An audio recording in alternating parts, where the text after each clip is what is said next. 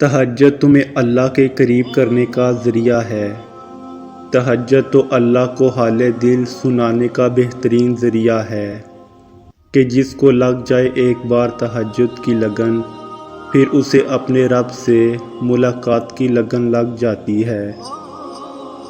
تہجد کی نماز اللہ نے بنائی ہی قبولیت کے لیے ہے۔ اگر تو کوئی دعا تمہیں تہجد تک لے گئی ہے تو جان لو تمہاری دعاؤں کی قبولیت ہو چکی ہے۔ تہجد کے سجدوں میں مانگی گئیں دعائیں جب عرش تک جاتی ہیں تو کن کی خوشخبری ساتھ لے کر ہی لوٹتی ہیں۔ جب تہجد کی دعائیں عرش پر گونجتی ہیں تو پھر رب تمہاری دعا کو تمہاری جھولی میں ڈال ہی دیتا ہے۔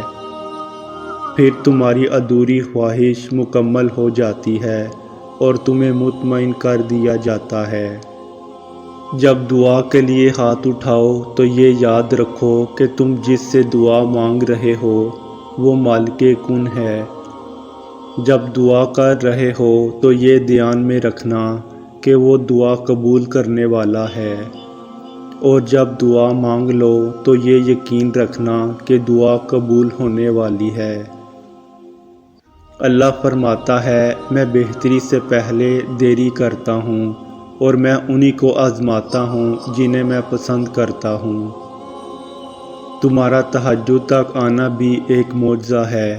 جو دعا تمہیں تہجد تک لے آئی وہ بھی ایک معجزہ ہے، اور پتہ ہے تہجد میں جو تم مانگو گے وہ بھی اللہ معجزے کی صورت میں سنے گا اور تم حیران رہ جاؤ گے۔